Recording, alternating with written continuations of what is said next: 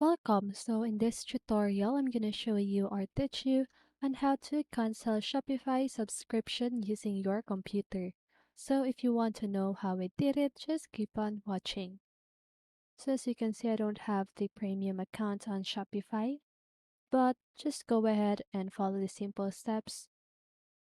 So now, if you have any subscription and any apps, just go ahead and remove that or unsubscribe on that application.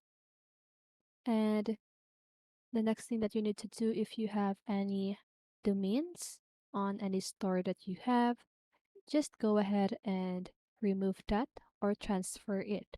Okay? So now once you've done that, what you need to do is to just go ahead and click on the settings button here, the lower left corner of your screen. So now just go ahead and click on plan.